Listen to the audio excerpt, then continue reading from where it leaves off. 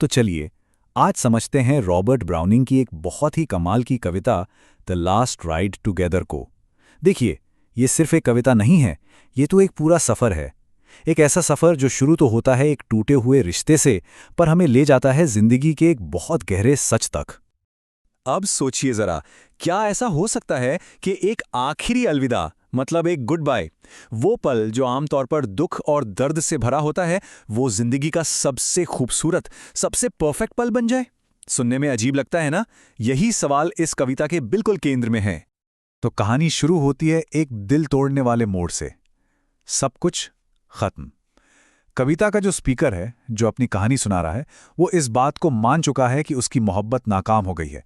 मतलब जिस प्यार के लिए उसने अपनी पूरी जिंदगी लगा दी, वो अब उसके साथ नहीं है। तो इस पहले हिस्से में हम देखते हैं कि कैसे ये स्पीकर अपने टूटे हुए रिश्ते का सामना कर रहा है। पर वो हार नहीं मानता, वो गुस्सा नहीं करता, शिकायत नहीं करता, बल्कि एक बहुत ही छोटी सी एक आखिरी गुजारिश करता है। दिल तो टूटा हुआ है, जाहिर है, पर उसके मन में कोई कड़वाहट नहीं है, कोई गुस्सा नहीं। वो बस बहुत ही इज्जत के साथ अपनी एक आखिरी ख्वाहिश उसके सामने रखता है। बहुत ही सीधी सादी सी ख्वाहिश। और वो ख्वाहिश क्या है? कोई बहुत बड़ी चीज़ नहीं, वो बस इतना चाहता है कि उसे एक आखिरी बार उसके साथ घुड़सवारी करने का मौका मिल जाए। बस एक आखिरी राइड, ताकि वो उन यादों को अपने साथ रख सके। है तो ये एक छोटी सी बात, पर इसका मतलब बहुत गहरा है। और वो मान जाती है, उसकी खामोशी में ही हाँ है। और ये एक हाँ स्पीकर के लिए जैसे भगवान का दिया कोई तोहफा हो। अचानक से उसकी सारी निराशा, सारा दुख खत्म हो जाता है। उसे लगता है जैसे वो कोई देवता हो जिसे दुनिया की सबसे बड़ी खुशी मिल गई हो, बस एक और दिन के लिए। अब जैसे ही वो आखिरी राइड शुरू होती है, एक जादू सा होता है। स्पीकर का हर चीज को देखने का नजरिया, उसकी सोच, सब कुछ पूरी तरह से बदल जाता है। ब्राउनिंग ने यहाँ एक बहुत ही कमाल का मेटाफर इस्तेमाल किया है। स्पीकर कहता है कि उसकी आत्मा, उसकी सोल एक लंबे समय से मुड़े हुए, सिकड़े हुए कागज की तरह थी, जो अब अचानक से खुल गई है और हवा में आज़ादी से फड़फड़ा रही है। मतलब वो अतीत के सारे बोझ, सारी चिंताओं से आज़ाद हो गया है। वो क्या हो सकता था या क्या होना चाहिए था वाली सोच से बाहर निकल आता है। अब वो सिर्फ और सिर्फ उस पल में है। अभी क्या है कि सच्चाई में उसका पूरा फोकस बस उस राइड पर है, उस एक लम्हे पर। और यहीं से कविता का रुख बदलता है। स्पीकर अब सिर्फ अपनी मोहब्बत के बारे में नहीं सोच रहा, अब वो जिंदगी के बड़े सवालों पर आ गया है।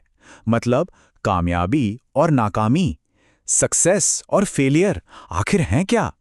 वो अपनी छोटी सी दुनिया से बाहर निकल के देखता है और उसे एहसास होता है कि अरे, मैं अकेला थोड़ी हूं जो नाकाम हुआ हूं। दुनिया में हर कोई कोशिश करता है, हर कोई मेहनत करता है, पर सच में 100% सफल कौन हो पाता है? और इस सोच से ना उसे एक अजीब सा सुकून मिलता है, ये जानकर कि बड़े बड़े सपने और हकीकत के बीच का फासला हर किसी की जिंदगी में होता है। और बस यही एहसास उसे अकेलेपन के दर्द से निकाल लाता है। अब स्पीकर एक और दिलचस्प काम करता है। वो अपने इस पल को, जिसे दुनिया नाकामी कहेगी, उसकी तुलना उन लोगों की जिंदगी से करता है जिन्हें दुनिया कामयाब मानती है। वो किसके बारे में सोचता है? बड़े बड़े लोगों के बारे में। एक कामयाब स्टेट्समैन, एक बहादुर फौजी, या फिर कोई महान कवि, कोई मूर्तिकार, कोई संगीतकार। वो लोग जिन्होंने दुनिया में खूब नाम कमाया है। पर फिर वो सोचता है कि उनकी ये सारी शोहरत, ये सारी कामयाबियां, क्या ये हमेशा रहती हैं? नहीं। वो इस नतीजे पर पहुंचता है कि उनकी सारी उपलब्धियां उस एक सच्ची, जीती जागती खुशी के सामने बिल्कुल फीकी हैं, जो वो ठीक अभी इसी पल इस राइड पर महसूस कर रहा है।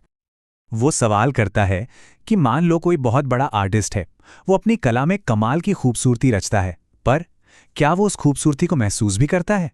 क्या वो उसे जी पाता है? स्पीकर कहता है, नहीं, असली खूबसूरती तो मैं जी रहा हूं इस एक पल में। और बस यही सोच स्पीकर को कविता के सबसे ऊंचे, सबसे गहरे फिलोसॉफिकल पॉइंट पर ले आती है। ये कविता का क्लाइमैक्स है। अब वो एक ऐसा सवाल पूछता है जो सब कुछ बदल देता है। वो कहता है, अगर जमीन पर ही एक पल इतना परफेक्ट, इतना खूबसूरत हो सकता है, तो फिर जन्नत या स्वर्ग इससे ज्यादा और क्या दे सकता है? और दोस्तों, यही इस कविता का असली सार है। ये इटर्निटी को, यानी अनंत काल को किसी जगह के तौर पर नहीं देखती, बल्कि एक एहसास, एक स्टेट ऑफ बीइंग के तौर पर देखती है। वो ये सोचने लगता है कि क्या हो अगर यही पल मेरा स्वर्ग हो? क्या हो अगर ये लम्हा यहीं हमेशा के लिए जम जाए और मैं और वो बस यूं ही हमेशा हमेशा के लिए राइड करते रहें? तो कुल मिलाकर ये कविता एक सफ़र है, एक नाकाम मोहब्बत के दर्द से शुरू होकर जिंदगी की सबसे बड़ी सीख तक। यह हमें बताती है कि असफलता भी कितनी ज़रूरी हो सकती है।